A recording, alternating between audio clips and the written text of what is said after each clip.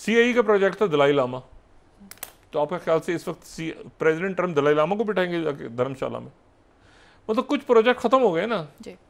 वो उनका कोई अब जिक्र ही नहीं है कि दलाई लामा कहाँ होंगे, तो चाइना के साथ क्या मसला करेगा भारत में।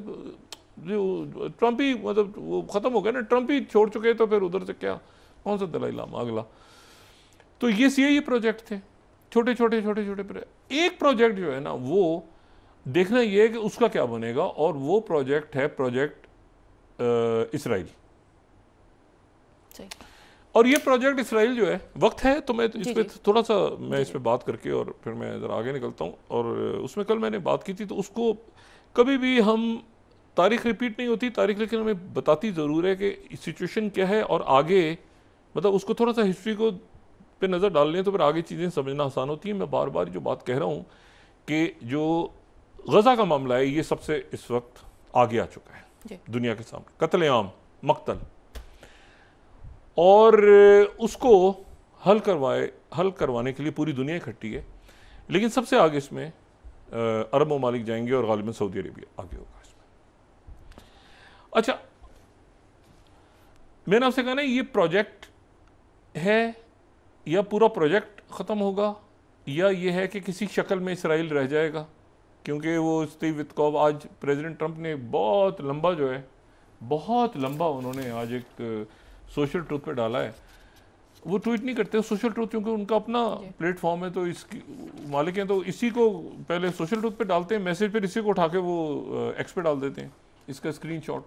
तो सोशल ट्रूथ में उन्होंने ब्रेकिंग न्यूज़, ये ब्रेकिंग न्यूज़ है, ये उनको अचानक पता चली। अब इतना लंबा उन्होंने एक पूरी एक प्रेम पत्र लिखा हुआ है उन्होंने, ये breaking news. I was shocked, मुझे धचका लगा सुन के कि स्टेट ऑफ इसराइल जो है had just had one of its greatest moments in history and is strongly led by Bibi Netanyahu is continuing its ridiculous witch hunt। उसके पीछे जो है जो great war time prime minister Bibi Netanyahu है, उसके ऊपर जो है वो मुकदमा चल रहा है करप्शन का। अच्छा, वॉर में हम दोनों जो हैं we went through hell together, हम तो बड़े ख़तरनाक दिनों से गुजरे हैं, fighting a very tough and brilliant long time enemy of Israel, Iran, and Bibi could not have been better, sharper, stronger in his love for this incredible holy land. पूरा आखिर में से करते करते करते कि ये बग्स बनी डॉल और कंसर्निंग सिगार्स, और ये पढ़ें आप ज़रा, ये करप्शन की हुई है ना इन्होंने, तो वो जिक्र किया हुआ है। ये करप्शन क्या की हुई है कि वो जनाब तोहफे तहफ़ वो लिए हुए हैं, तोशा खाना चल रहा है ना उधर भी। तो ये जो है ये चीज़ें चुराएं, ब्राइब ली हुई है, ये लिया हुआ है, वो फलाना, ये वो सारा, और इसको मैं जो हूँ। अच्छा, फिर डिमांड क्या कर रहे हैं, Bibi Netanyahu's trial should be cancelled immediately, मुकदमा ख़त्म किए जाए या उनको माफ़ी दी जाए, given to great hero who has done so much for the state. अपने मुल्क के लिए जिसने इतना कुछ किया नेतन्याहू ने, उसकी सज़ाएं माफ़ की जाएं, और उसको जो है वो आज़ाद किया जाए, और ताकि जो है वो एक। अच्छा, ये भाई ये कौन है, प्रेसिडेंट ट्रम्प, उनका अदालती सिस्टम है, वो करप्शन के अंदर वो जजों के सामने खड़े हैं, वो नेतन्याहू खड़ा है, जजों के सामने खड़ा है ना, करप्शन के इल्ज़ाम हैं। और वो जो ये करप्शन के इल्ज़ाम हैं, और उसमें अब तो कत्लेआम के भी होंगे ना, अब अगर ये हुकूमत से हटेगा तो कत्लेआम के भी चलेंगे। तो ये जो तारीफ हो रही है उसकी, ये उसको जिस तरह वो किसी जानवर को कुर्बानी के लिए जाने से पहले उसको खिला पिला के, चारा उसको होता है ना, पानी वानी पिला के, फिर उसको कहते हैं कि उसको जानवर को ले जाते हैं कुर्बान गाह की तरफ, ये उसकी तारीफें करता है ट्रंप ने उसको चूँकि फेंकना उठा के, तो इसलिए ये कि इसकी सज़ा माफ़ कर दो। अच्छा, उनको पता है सज़ा तो माफ़ करनी, सदर 1 मिनट में माफ़ कर सकता है सज़ा, इसराइल का सदर जो है वो माफ़ कर सकता है, वो उनके इख्तियार में नहीं, उनकी सज़ा रोका जाए, उसको मुकदमे शुरू हो गए ट्रंप के। अच्छा, फिर वो ईरान का मसला किधर गया, न्यूक्लियर का, आप ज़रा वक्फा लें। मैं आपसे जो बात कह रहा हूँ ना कि ये सऊदी अरेबिया, आज यूएई के जो प्रेसिडेंट हैं मोहम्मद बिन जायद, वो आज अमीर कतर से उनकी मुलाकात हुई है। ये मामला अचानक सामने आने वाला है। ये जो बात की ना स्टीव विटकॉफ ने कि कई मुल्क इसराइल को अभी इब्राहिम अकॉर्ड के तहत मानने वाले हैं, उसको वो असल में ये नहीं है, वो ये कि 2 रियासती हल चुके होने वाला है, तो दो रियासती हल पे उसने स्टीव वित्कोव ने एक कहानी डाली है। दो रियासती हल ये है कि आप जो है वो मतलब इसराइल, ये दो रियासती टू स्टेट सॉल्यूशन है ना, उसमें फलस्तीनी रियासत का ऐलान करें जिसका दारुल हुकूमत यरूशलेम हो। तो इससे तो बेहतर है कि ये नेतन्याहू जो है वो साइनाइड खा ले, निरात होता खा ले कि इसके दूसरी जो है वो टू स्टेट सॉल्यूशन का ऐलान हो जाए, जो कि ट्रम्प ने करना है।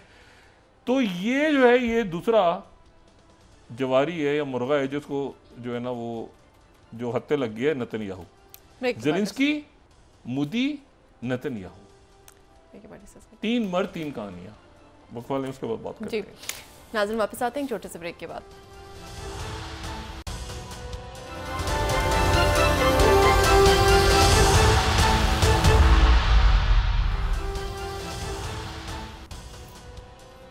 वेलकम बैक नाज़रीन। डॉक्टर साहब, ब्रेक से कबल आप गुफ्तगू कर रहे थे गजा में जंग बंदी और 2 रियासती हल के हवाले से क्या अहम पेशरफ्त होने जा रही है? जी बिल्कुल अहम पेशरफ्त होने जा रही है और इसमें अरब ममालिक का बड़ा कलीदी किरदार होगा और मेरा ख्याल है सऊदी अरेबिया इसमें बहुत अहम रोल प्ले करेगा बाकी दीगर जो अरब ममालिक हैं उनके साथ। सही।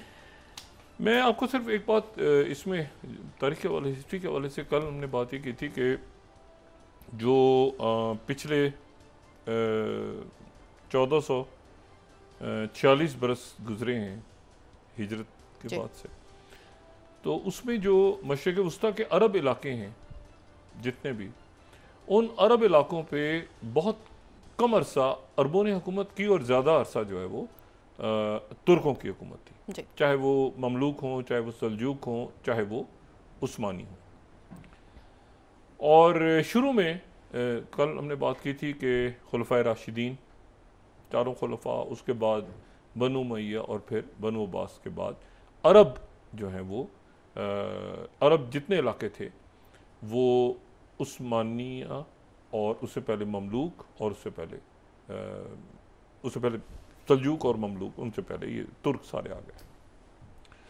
ये जहन में रखेंगे तो हम बात करते हैं ना अरब फतूहात की, तो अरब फतूहात हो रही हैं उन इलाकों में जहाँ पर अरब हैं लेकिन मुसलमान नहीं हैं। तो मतलब अरब फतूहात को और इस्लामी फतूहात को में अलग रह के ज़रा समझना चाहिए।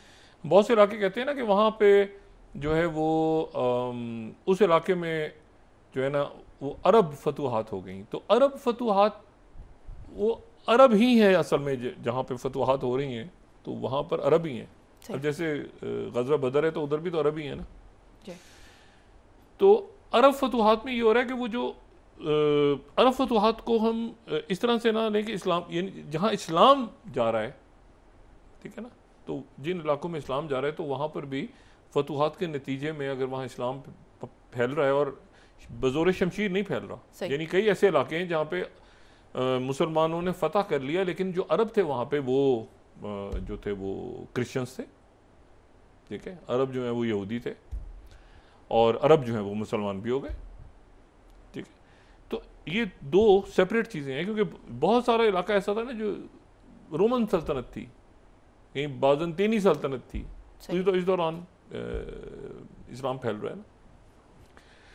अच्छा, अब ये जो मैं बात जो नुकता उठाया है मैंने, उस पर मैं वापस आता हूँ कि मैं ये बात जो कह रहा था कल मैंने बात की थी कि तो ज़्यादा अरसा जो है वो यहाँ पे तुर्क रहे, तावक्त ये कि सल्तनत उस्मानिया का ख़त्मा हो गया 100 साल पहले तकरीबन, और 22 अरब ममालिक मौजूद हैं, लेकिन कलीदी किरदार जो है वो सऊदी अरेबिया का। क्यों?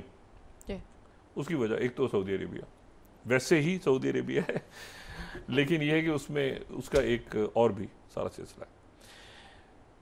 जब यहाँ पे उस्मानी सल्तनत बड़ी स्ट्रॉन्ग थी तो उस वक्त ये हुआ कि उस उस्मानी सल्तनत के दरमियान जो है वो बग़ैर किसी बाहर की ताकत के, यानी किसी कॉलोनियल पावर के की मदद के बग़ैर, जो दरैया का इलाका है, दरैया है रियाद के, जो दारुल हुकूमत रियाद है उसके पास एक दरैया के खंडरात हैं, पुराने इलाका है वहाँ पे। तो दरैया से, और ये नजद है, ये नजद का इलाका है जहाँ पे जो कैपिटल रियाद है ये नजद का इलाका है। दूसरा जो सऊदी अरेबिया का इलाका है वो हिजाज है। हिजाज वो इलाका है जहाँ मक्का मुअज़्ज़मा, मदीना शरीफ, जद्दा, ताइफ, ये सारे जो हैं ये हिजाज में है। लेकिन जो रियाद है वो रियाद और दरैया ये इलाके जो हैं ये नजद के इलाके हैं। तो 1727 में यहाँ पे जो सऊद फैमिली थी, यानी सऊद कबीला कह लें आप, उसने उस्मानी, सारे उस्मानी दौर है ये, उस्मानी सल्तनत है, उसमें उन्होंने जो है वो अपनी आज़ादी का ऐलान किया और पहली सऊदी सल्तनत की बुनियाद रखी। और उसमें जो है वो मोहम्मद बिन सऊद जो हैं उन्होंने पहली सऊदी सल्तनत की बुनियाद रखी। और ये जो सऊदी सल्तनत है ये 1818 तक चली, काफ़ी लंबी चली, यानी 1727 से 1818 कोई 90 साल, ठीक है, 80-90 साल तक ये सल्तनत चली। और उस वक्त वहाँ पे जब ये पहली सऊदी सल्तनत, अब सल्तनत उस्मानी है लेकिन दरमियान में एक सऊदी सल्तनत बुनियाद, और उस वक्त उनकी जो सपोर्ट है उनको मज़हब के हवाले से, वो इमाम इब्न तैमिया के बड़े फॉलोअर और बड़े आलिम दीन इमाम अब्दुल वहाब की तरफ से उनको सपोर्ट मिली।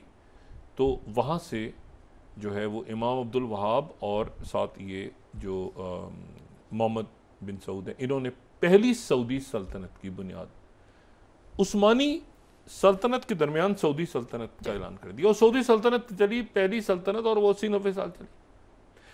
तावक्त ये है कि ये जब नजद से निकल के फिर ये हिजाज में आ गए और 1803, 1804, 1805 में इन्होंने मक्का और मदीना शहर जो हैं और ताइफ, यहाँ तक ये आ गए।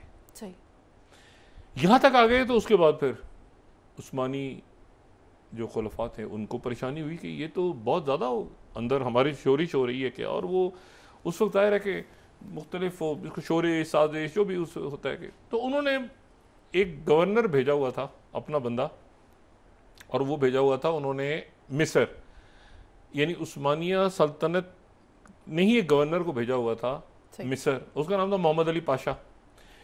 अभी मोहम्मद अली पाशा को जदीद मिस्र का बानी भी कहते हैं, लेकिन ये वहाँ मिस्र पहुँचा, ये नेपोलियन के जाने के बाद वो वहाँ पे एक खाना जंगी वो हालात तो काफ़ी पहले डिस्कस कर चुके हैं, तो अभी वक्त नहीं, मैं तेज़ी से गुजरता हूँ इस बात से, जो नुक्ता है उसको बयान करके। तो मोहम्मद अली पाशा, अच्छा मोहम्मद अली पाशा को उन्होंने भेज दिया, तो मोहम्मद अली पाशा बागी हो गया खुद, वो उसने फटा कर दिया सल्तनत उस्मानिया से, वो फटा वटा करके वो आगे लड़ने जा रहा था उस्मानी सल्तनत के साथ में, मुआहदा वाहिदा, उन्होंने कहा भाई उधर ही रहो, तो फिर मुआहदा वाहिदा करके उसको उधर ही रख दिया। अच्छा, उसको अरबी नहीं आती थी, वो अल्बानिया का था मोहम्मद अली पाशा, बड़ी इंटरेस्टिंग है उसकी बैकग्राउंड, अल्बानिया का था, या तुर्की बोलता था या बोलता था वो ग्रीक लैंग्वेज, लेकिन वो मिस्र का गवर्नर बन गया था। तो जब ये यहाँ से सल्तनत बढ़ना शुरू हुई, सऊदी सल्तनत, पहली सऊदी सल्तनत, तो वहाँ से उन्होंने सल्तनत उस्मानिया की तरफ से उन्होंने मोहम्मद अली पाशा से कहा, हालांकि मोहम्मद अली पाशा के साथ पे समझौता हो चुका था ना, लेकिन उनका बागी था, लेकिन समझौता हो गया वो। उन्होंने कहा मोहम्मद अली पाशा से कि इस सल्तनत को ख़त्म करें।